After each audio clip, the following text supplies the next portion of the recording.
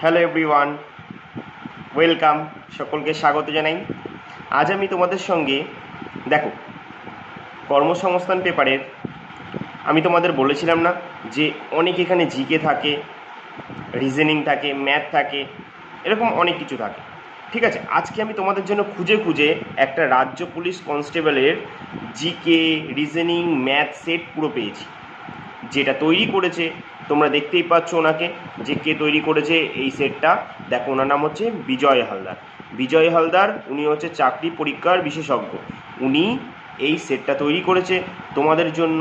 আমি এর জন্যই প্রত্যেককে বলি যে একটা করে কর্মসংস্থান পেপার নাও। তোমরা দেখো, আর যদি মনে করো যে না পেপার নেবে না, মাত্র 5 টাকা করে দাম নেয় এই পেপারটা, প্রত্যেক সপ্তাহে আসে। যদি মনে করো যে তোমরা নেবে না, তাহলে আমাকে তোমরা কমেন্টে বলো, আমি তোমাদের এই পেপার দিয়ে সমস্ত জিকে, রিজনিং, ম্যাথগুলো পড়িয়ে দেবো। তবে হ্যাঁ, একটা কথা বলি, এইখানে যে এই পেপারে দেখছো, এখানে আমি তোমাদের শুধু জিকেটা করাবো। ঠিক আছে, এখানে শুধু আমি তোমাদের জিকেটা করাবো। কেন দাদা এখানে রিজনিং ম্যাথটা কেন করাবে না? যদি আমি রিজনিং ম্যাথটা করি, এখানে আমার জায়গা নেই কোথাও করানো, আর প্রচুর বড় ভিডিও হয়ে যাবে। তাই আমি আলাদা আলাদা, যদি তোমাদের দরকার হয় তোমরা আমাকে কমেন্টে জানিও, কারণ একসাথে দেওয়াটা সম্ভব নয়। তোমাদেরও দেখতে অধৈর্য হয়ে পড়বে, আর আমি চাই না তোমরা অধৈর্য হয়ে পড়ো। অল্প সময় পড়ো, কিন্তু ভালোভাবে পড়ো। তাই আমরা শুধু যখন পেপারে করব তখন জিকেটা, আর যদি তোমাদের রিজনিংও আলাদাভাবে চাই, ম্যাথও চাই, তোমরা আমাকে অবশ্যই কমেন্টে জানাবে। যদি বেশি বেশি কমেন্ট করে তাহলে অবশ্যই আমি করাবো, নাহলে জিকেটা কন্টিনিউ চলবে। ঠিক আছে, কারণ ভিডিও অনেক বড় হয়ে যাবে, আর আমি একদম বড় করতে চাই না। চলো, এত কথা না বলে সোজা আমরা আমাদের মূল পয়েন্টের দিকে এগিয়ে যাই। আর সবাইকে বলি, যারা ভিডিওতে প্রবেশ করে গেছো তারা বেরিও না। 25খানা পুরো ওয়েস্ট বেঙ্গল পুলিশের জন্য জিকে আছে, মানে এমন এমন জিকে আছে, কলকাতা পুলিশের জন্য তো খুবই গুরুত্বপূর্ণ এই জিকে সেটটা, কারণ এখানে সায়েন্স অনেক আছে। ঠিক আছে, তাই কেউ অ্যাভয়েড করো না। ঠিক আছে, একটু দেখে নাও কি হয়েছে। 10 মিনিট মতো লাগবে, খুব জোর হলে। লাগুকই না সময়, একটা ভালো জিনিস দেখতে সময় লাগলে কোনো অসুবিধা নেই। চলো তাহলে দেখি, আমরা শুরু করি। দেখো প্রথম প্রশ্ন, দেখো দেখো প্রথমেই একটা সায়েন্সের প্রশ্ন বলেছে কি, সব থেকে ভারী গ্যাস হলো। আচ্ছা, সব থেকে ভারী গ্যাস কোনটি হবে এখানে? রেডন, ফ্লোরিন, নাইট্রোজেন না প্রোপেন? সব থেকে ভারী গ্যাস আমরা প্রত্যেকে জানি কি, অপশান এ রেডন। সব থেকে ভারী গ্যাস হচ্ছে কি, রেডন। ঠিক আছে, 2 নম্বর প্রশ্ন কি বলেছে দেখো, পিএইচ স্কেলের রক্তের মান কত? দেখো, পিএইচ স্কেলের রক্তের মান। আচ্ছা, তার মানে বলতে চেয়েছে যে রক্তের পিএইচ কত। এটা তো আমরা প্রত্যেকেই জানি রক্তের পিএইচ কত। আচ্ছা, পিএইচ, এই যে পিএইচ, এই স্কেলের ফুল ফর্মটা কি? পিএইচ স্কেলের ফুল ফর্ম হচ্ছে পোটেনশিয়াল হাইড্রোজেন। পিএইচ স্কেলের ফুল ফর্ম হচ্ছে পোটেনশিয়াল হাইড্রোজেন। তাহলে যেহেতু আমাদের কি জানতে চাইছে, যে পিএইচ স্কেলের রক্তের মান, মানে রক্তের পিএইচ কত। রক্তের পিএইচ আমরা প্রত্যেকে জানি কি 7.4 হচ্ছে রক্তের পিএইচ কত, 7.4। আচ্ছা, তাহলে জলের পিএইচ কত? জলের পিএইচ হচ্ছে 7। তাহলে এবার তাহলে বলে ফেলো তোমরা যে বৃষ্টির পিএইচ কত? বৃষ্টির পিএইচ হচ্ছে 4.5 থেকে 5.5। যদি 5.3 নিচে হয় বৃষ্টির পিএইচ, সেটাকে আমরা আম্ল বৃষ্টি বলি। ঠিক আছে, মনে রাখবে। আচ্ছা, তাহলে যদি বলো তো পিএইচ 7-এর নিচে যদি হয়, তাহলে সেটাকে আমরা কি বলি? 7-এর নিচে হলে সেটাকে আমরা বলি অ্যাসিডীয়, 7-এর ওপরে হলে সেটাকে আমরা বলি কি, ক্ষারীয়। মনে থাকবে। চলো, অনেক কিছু আলোচনা করলাম, আরও অনেক কিছু এখানে আলোচনা করা যায়, বাট বেশি আলোচনা করলে ভিডিও বড় হয়ে যাবে। ঠিক আছে, চলো পরবর্তী প্রশ্ন দেখি। দেখো, নিচের কোন যৌগের দ্রাব্যতা উষ্ণতা বৃদ্ধিতে বাড়ে না? তাহলে বলো কি হবে? নিচের কোন যৌগের দ্রাব্যতা উষ্ণতা বৃদ্ধিতে বাড়ে না? কোনটা হবে? চলো, আমি 3 সেকেন্ড সময় দিলাম তোমাদের। দেখ, এটা হয়ে যাবে কি আমাদের option C, sodium chloride. Sodium ক্লোরাইডের দ্রব্যতা উষ্ণতা বৃদ্ধিতে বাড়ে না। ঠিক আছে, চলো 4 নম্বর দেখো তো প্রশ্নে কি বলেছে, যে সোনার প্রলেপ দিতে তড়িৎ বিশ্লেষ্য দ্রবণ হিসেবে ব্যবহৃত হয়। সোনার প্রলেপ, তোমরা অনেকেই হয়তো শুনেছো যে সোনার দোকানে যে বলে না সোনার জল করে নিয়ে আসতে। সোনার জল অ্যাকচুয়ালি কি এই সোনার প্রলেপ দেওয়ার মতনই। সোনার প্রলেপ দিতে তড়িৎ বিশ্লেষ্য দ্রবণ হিসেবে ব্যবহৃত করা হয়। তাহলে কোনটা ব্যবহার করা হয় এর ভিতরে?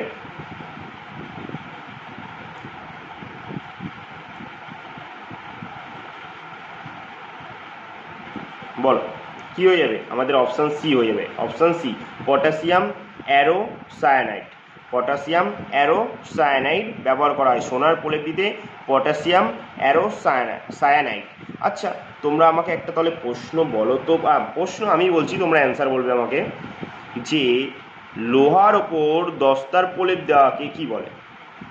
ঠিক আছে, এটা তোমরা আমাকে কমেন্টে প্রত্যেকেই জানাবে, কিন্তু যদি আমাকে কমেন্টে জানাও তাহলে আমি তোমাদের এরকম আরও অনেক প্রশ্ন করব আর নিজেও অনেক অ্যান্সার তোমাদের জানিয়ে দেবো। তাই তোমরা আমাকে কমেন্টে জানাবে যে লোহার ওপর দস্তার প্রলেপ দেওয়াকে কি বলে।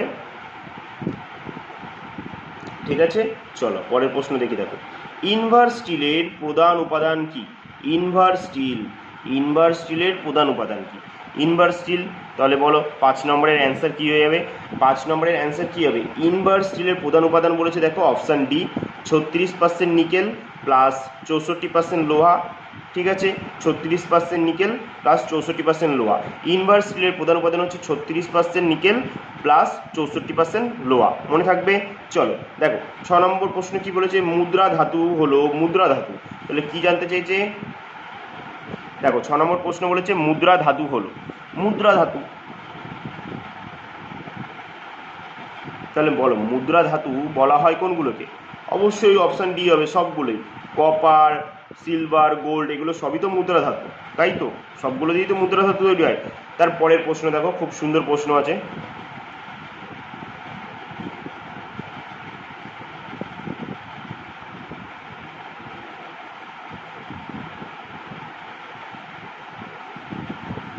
দেখ পরের প্রশ্ন কি বলেছে, দারুণ একটা প্রশ্ন, ইলেকট্রনের আবিষ্কারক কি?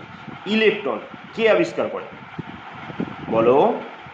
পরমাণুর ভেতরে আমরা 3টে গুরুত্বপূর্ণ জিনিস দেখতে পাই, একটা হচ্ছে কি ইলেকট্রন, প্রোটন আর একটা নিউট্রন, তাই তো? তার ভেতরে আমাকে তোমরা বলে ফেলো যে ইলেকট্রনের আবিষ্কারক, ইলেকট্রনকে আবিষ্কার করেছিল, ইলেকট্রন আবিষ্কার করেছিল জে থমসন। ইলেকট্রনকে আবিষ্কার করেছিল জে থমসন। আচ্ছা তাহলে দাদা আরও তো দুখানা বললে, যে একটা প্রোটন আছে আর নিউট্রন, তাহলে এই দুটো কে আবিষ্কার করেছিল? হ্যাঁ হ্যাঁ, আমি এই দুটো বলে দেবো, চিন্তা নেই। দেখো ইলেকট্রন তাহলে কে আবিষ্কার করেছে? J Thomson. তাহলে এবার দেখো প্রোটনকে আবিষ্কার করেছে রাদারফোর্ড। তাহলে কি বললাম? রাদারফোর্ড, ভালো করে মনে রাখবে, এখানে তো লেখার জায়গা নেই, থাকলে আমি লিখে দিতাম। ঠিক আছে, তাহলে এবার নিউটনকে আবিষ্কার করেছে চ্যাডউইক বা স্যাডউইকও বলে অনেক সময়। ঠিক আছে, চ্যাডউইক বা স্যাডউইক। ঠিক আছে, তারপরের প্রশ্ন দেখো তো, 8 নম্বর প্রশ্ন কি বলেছে? যে মৌলের পরমাণুর নিউক্লিয়াসে নিউট্রন সংখ্যা একই কিন্তু ভর সংখ্যা আলাদা তাকে কি বলে? ভালো করে দেখো, যে মৌলের পরমাণুর, খুবই সহজ একটা প্রশ্ন, এই প্রশ্নের ভিতরেই অ্যান্সার লুকিয়ে থাকে। ঠিক আছে, এই বিশেষ করে এই সব প্রশ্নের ভেতরে। ঠিক আছে, যে মৌলের পরমাণুর নিউক্লিয়াসে নিউট্রন সংখ্যা সমান বলে দিয়েছে, মানে কি নিউট্রন সংখ্যাটা সমান কিন্তু ভর সংখ্যা আলাদা, তাকে কি বলে? তাকে কি বলে? তাকে আইসোটোন বলে। তো এটাই হবে তো অ্যান্সার, যেহেতু নিউটন সংখ্যা সমান বলেছে আর ভর সংখ্যা আলাদা, তাহলে তাকে কি বলে? তাহলে কী হবে? 8-এর ডি হয়ে যাবে, অপশান ডি, আইসোটোন হয়ে যাবে।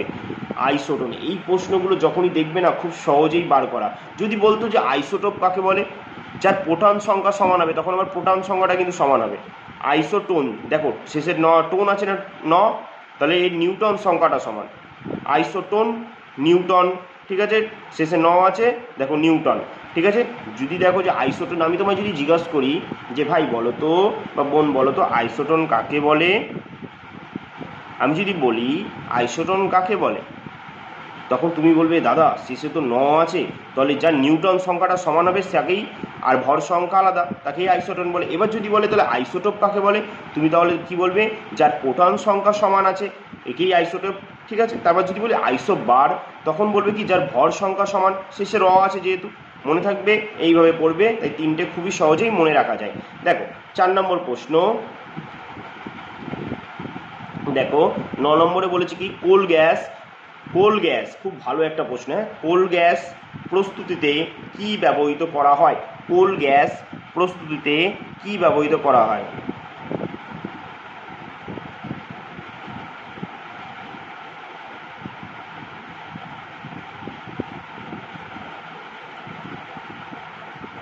দেখো কোল গ্যাস প্রস্তুতিতে বিটুমিনাস কয়লা ব্যবহৃত করা হয়, তাহলে কি ব্যবহার করা হয়? বিটুমিনাস কয়লা। ঠিক আছে, চলো পরের প্রশ্ন দেখি। তাহলে দেখো এটা আরও সুন্দর প্রশ্ন। প্রডিউসার গ্যাস হলো প্রডিউসার গ্যাস। প্রশ্নটা সেট করেছে কিন্তু দারুণ প্রশ্ন সেট করেছে, সায়েন্সে পুরো ভরিয়ে দিয়েছে। শুধু মনে হয় পুরো মনে হচ্ছে কলকাতা পুলিশের জন্যই করেছে, সায়েন্সে পুরো ভরিয়ে দিয়েছে। ঠিক আছে, দেখো প্রডিউসার গ্যাস হলো প্রডিউসার গ্যাস। তাহলে বলো প্রডিউসার গ্যাস কোনটা হবে? Option A, option B, option C, option D এর ভিতরে কোনটা হবে? Producer gas. আচ্ছা প্রডিউসার গ্যাস বলো কোনটাকে বলা হয় প্রডিউসার গ্যাস?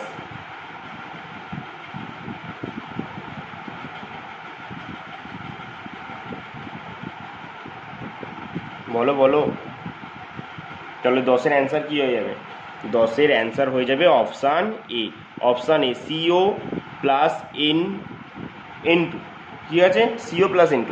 অ্যাকচুয়ালি তাহলে সিওর হচ্ছে কার্বন মনোঅক্সাইড আর নাইট্রোজেন। ঠিক আছে, কার্বন মনোঅক্সাইড ও নাইট্রোজেনের মিশ্রণই হচ্ছে প্রডিউসার গ্যাস। আর যদি বলতো ওয়াটার গ্যাস তাহলে হয়ে যেত কার্বন মনোঅক্সাইড আর হয়ে যেত হাইড্রোজেন। ওয়াটার গ্যাস বললে, ঠিক আছে, ওয়াটার গ্যাস বললে ওয়াটার যেহেতু হাইড্রোজেন, ঠিক আছে, ওয়াটার গ্যাস বললে মনে রাখবে কার্বন সিও, ঠিক আছে, প্লাস H2। ঠিক আছে, ওয়াটার গ্যাস হচ্ছে কার্বন মনোঅক্সাইড আর হাইড্রোজেন। আর যেহেতু প্রডিউসার গ্যাস বলেছে তাহলে সিও প্লাস N2। ঠিক আছে, মানে কার্বন ডাই বলি কেন, কার্বন মনোঅক্সাইড আর হচ্ছে কী হবে? নাইট্রোজেন। ঠিক আছে, মনে থাকবে। তারপরের প্রশ্ন দেখো, 11 নম্বর বলেছে ক্ষমতার ব্যবহারিক একক হলো। ক্ষমতার ব্যবহারিক একক কি? আচ্ছা বলো ক্ষমতার ব্যবহারিক একক কি? ক্ষমতা বলেছে কিন্তু, ঠিক আছে, ক্ষমতার কি হবে? ক্ষমতার ওয়াট না। দেখো ক্ষমতার ব্যবহারিক একক হচ্ছে ওয়াট। তারপরের প্রশ্ন 12 নম্বর বলছে কোন আলোর তরঙ্গ দৈর্ঘ্য সব থেকে কম? আলোর তরঙ্গ দৈর্ঘ্যটা সব থেকে কম আমরা প্রত্যেকে জানি, এর অ্যান্সারটা কি হয়ে যাবে? দেখো অপশান এ, বেগুনি। তোমরা তো প্রত্যেকেই জানো যে কোন আলোর তরঙ্গ দৈর্ঘ্য সব থেকে বেশি থাকে? লালের তরঙ্গ দৈর্ঘ্য সব থেকে বেশি। আর যদি বলে সব থেকে তরঙ্গ দৈর্ঘ্য কম, সেটা বেগুনি। বলো কত সহজ একটা প্রশ্ন। তারপর বলছে কোন মাধ্যমে শব্দের গতিবেগ সব থেকে বেশি? কোন মাধ্যমে শব্দের গতিবেগ সব থেকে বেশি? আমরা প্রত্যেকেই জানি যে কঠিন মাধ্যমে শব্দের গতিবেগ সব থেকে বেশি হয়। আচ্ছা কঠিনের পর যদি বলি অবশ্যই সেকেন্ড হচ্ছে তরল, থার্ড যদি বলি তাহলে হবে কি? গ্যাসীয়। ঠিক আছে, মনে থাকবে কোন মাধ্যমে শব্দের গতিবেগ সবচেয়ে বেশি? সেটা হচ্ছে কঠিন মাধ্যমে শব্দের গতিবেগ সবচেয়ে বেশি। তারপরে দেখো 14 নম্বর প্রশ্ন। আচ্ছা একটু আমি ওপরে করি।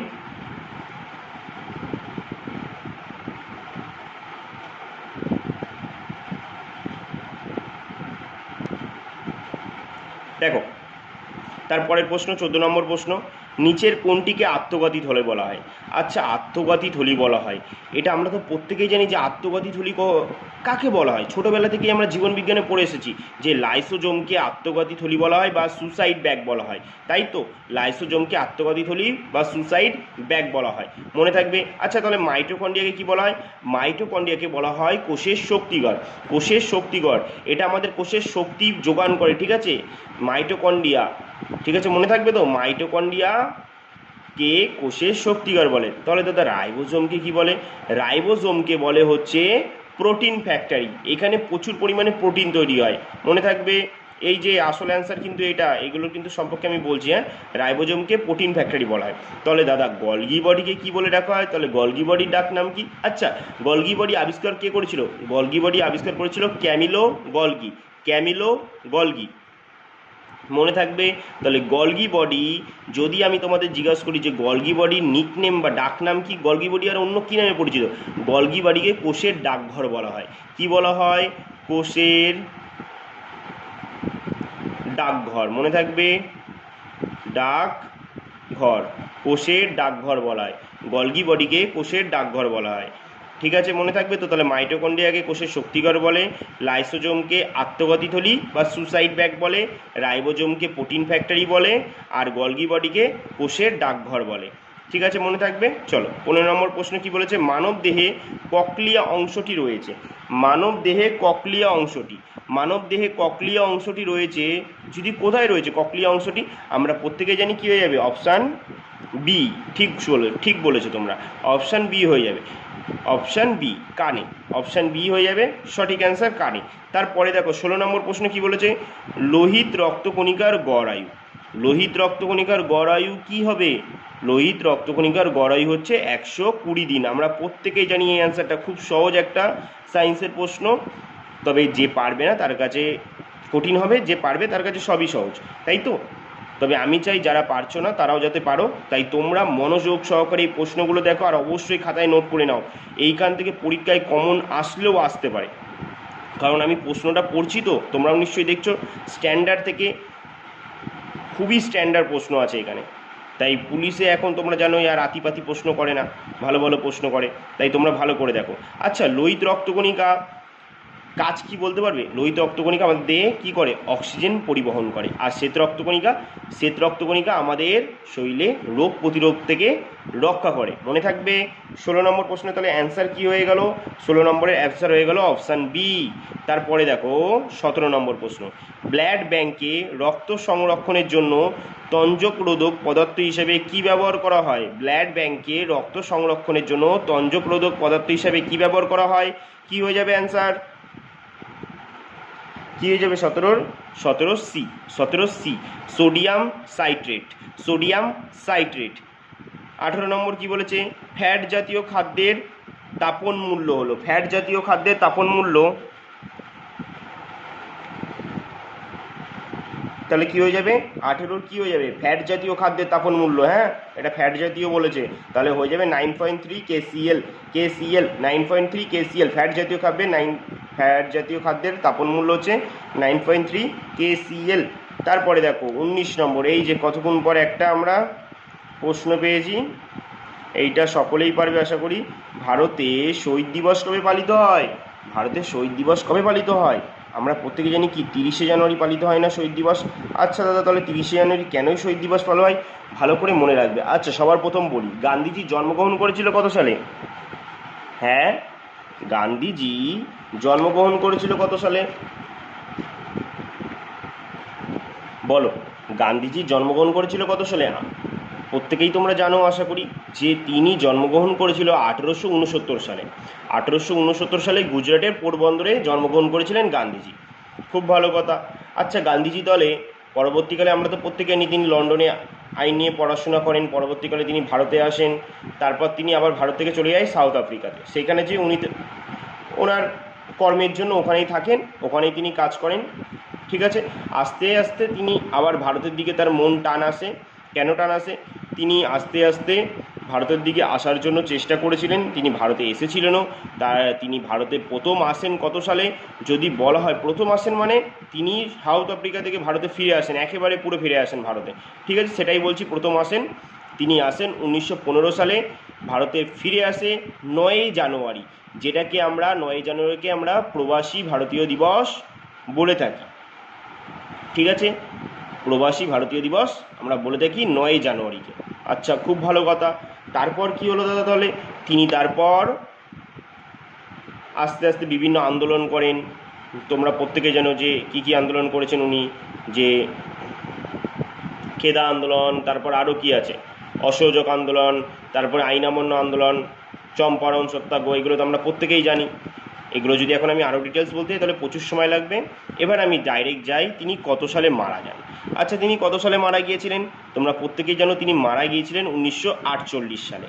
খুব ভালো জিনিস, 1948 সালে তো মারা গেলেন। ওনাকে মেরেছিলেন কে? নাথুরাম গডসে। যদি বলা হয় গান্ধীজিকে হত্যা করেছিলেন কে? নাথুরাম গডসে, ঠিক আছে, নাথুরাম গডসে তাকে হত্যা করেন। তবে 1948 সালে যে হত্যা করলেন, তাকে যে হত্যা করেছিলেন সেই দিনটি কত তারিখ ছিল? সেই দিনটি ছিল 30শে জানুয়ারি। 30শে জানুয়ারি ছিল সেই দিনটি। তাই ভারতের শহীদ দিবস কবে পালিত হয়? 30শে জানুয়ারি। তাহলে 19-এর আমাদের অ্যান্সার কী হবে? Option D. আশা করি তোমরা বুঝেছো। 20 নম্বর প্রশ্ন দেখো, গ্রামী পুরস্কার কোন ক্ষেত্রে দেওয়া হয়? এটা তো খুবই বাচ্চাদের প্রশ্ন হয়ে গেল। গ্রামী পুরস্কার কিসে দেওয়া হয়? সঙ্গীতে না? গ্রামী পুরস্কার সঙ্গীতে দেওয়া হয়। এই তো কিছুদিন আগেই জাকির হোসেন তো মারা গেলেন, উনি একেবারে 3খানা গ্রামী পুরস্কার পেয়েছিলেন, ঠিক আছে। দেখো 21 হচ্ছে হফম্যান কাপ, কোন খেলার সঙ্গে যুক্ত? হফম্যান কাপ কোন খেলার সঙ্গে যুক্ত? 21-এর কী হয়ে যাবে অ্যান্সার? হফম্যান কাপ হয়ে যাবে অপশান বি, লন টেনিসের সঙ্গে যুক্ত। খুব ভালো একটা প্রশ্ন। 22 নম্বর কী বলেছে? মোট কতগুলি পুরুষ ক্রিকেট বিশ্বকাপ হয়েছে? মোট কতগুলি পুরুষ ক্রিকেট বিশ্বকাপ হয়েছে? দারুণ একটা প্রশ্ন এটা। মোট কতগুলি পুরুষ ক্রিকেট বিশ্বকাপ হয়েছে?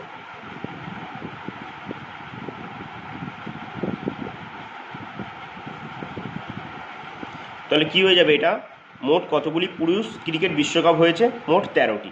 তোমরা ভালো করে মনে রাখবে, মোট এখনও পর্যন্ত 13টি বিশ্বকাপ হয়েছে। এবার আমি প্রথম তোমাদের একটা প্রশ্ন বলি, আচ্ছা বলো তো প্রথম মহিলা ক্রিকেট বিশ্বকাপ কত সালে হয়েছিল? প্রথম মহিলা ক্রিকেট বিশ্বকাপ হয়েছিল 1973 সালে। 1973 সালে, এটা হচ্ছে ওম্যান, ঠিক আছে, এটা ওম্যান মানে মহিলাদের প্রথম ক্রিকেট বিশ্বকাপ। আর 1975 সালে প্রথম পুরুষ মানে ম্যান, এটা প্রথম পুরুষ, ঠিক আছে, প্রথম পুরুষদের ক্রিকেট বিশ্বকাপ হয়েছিল 1975 সালে। আর চ্যাম্পিয়ন হয়েছিল কে? অবশ্যই ওয়েস্ট ইন্ডিজ। আর 1979 সালেও কিন্তু চ্যাম্পিয়ন হয়েছিল ওয়েস্ট ইন্ডিজ।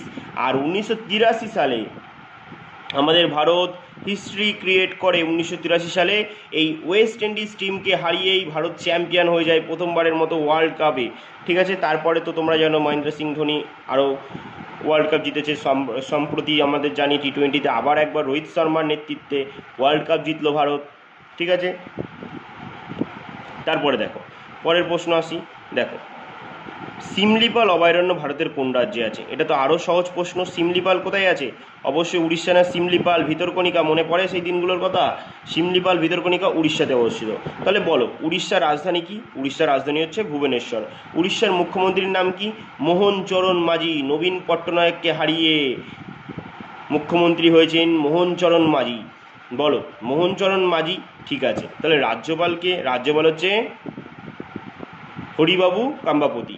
হরিবাবু কাম্বাপতি হচ্ছে ওখানকার রাজ্যপাল। তাহলে বলো তো বিহারের মুখ্যমন্ত্রীকে? বিহারের মুখ্যমন্ত্রী নীতিশ কুমার। রাজ্যপাল কে আছে বর্তমানে? আরিফ মোহাম্মদ খান। তাহলে অন্ধ্রপ্রদেশের মুখ্যমন্ত্রীকে? চন্দ্রবাবু নাইডু। রাজ্যপাল কে আছে? রাজ্যপাল আহমেদ নাজির। তারপরে দেখো ডি হচ্ছে আসাম। আসামের মুখ্যমন্ত্রী কি? হেমন্ত বিশ্ব শর্মা। রাজ্যপাল কে আছে? লক্ষণ প্রসাদ আচার্য। ভালো করে মনে রাখবে, ঠিক আছে। আর তোমাদের জন্য একটা আমার কাছে প্রশ্ন রইল, অন্ধ্রপ্রদেশের রাজধানীর নাম কি? তোমরা এটা আমাকে কমেন্টে জানাবে। 24 নম্বর প্রশ্ন দেখো, ভারত মাতা প্রকল্প কোন ক্ষেত্রের সঙ্গে জড়িত? ভারত মাতা প্রকল্পটা কোন ক্ষেত্রের সঙ্গে জড়িত? ভারত মাতা প্রকল্প খুব ভালো একটা প্রশ্ন এটা। ভারত মাতা প্রকল্পটা কোন ক্ষেত্রের সঙ্গে জড়িত? দেখো 24B, এটা হচ্ছে সড়ক। ভারত মাতা প্রকল্পটা 24 কী হয়ে যাবে? B, option B. 24 নম্বরে কী হবে? বি হবে। আচ্ছা তোমাদের কাছে একটা প্রশ্ন হইল, ভারত মাতা চিত্রটি কি অঙ্কন করেছিলেন? ঠিক আছে, দেখো আজকে শেষ প্রশ্ন, 25 নম্বর প্রশ্ন, যে অরণ্যের অধিকার বইটি কার লেখা? অরণ্যের অধিকার বলে দিয়েছে। অরণ্যের অধিকার আমরা প্রত্যেকেই জানি, ওনার নামটা প্রথমেই ভাসছে। 25-এর কি হয়ে যাবে? অরণ্যের অধিকার। বলো, প্রথমে ভাসছে, সেকেন্ডে ভাসছে, থার্ডে ভাসছে, চতুর্থ ভাসছে, কিন্তু তোমরা বলো যে অরণ্যের অধিকার কার লেখা? অরণ্যের অধিকার কী হবে বলে দেবো আমি। দেখো মহাশ্বেতা দেবীর লেখা।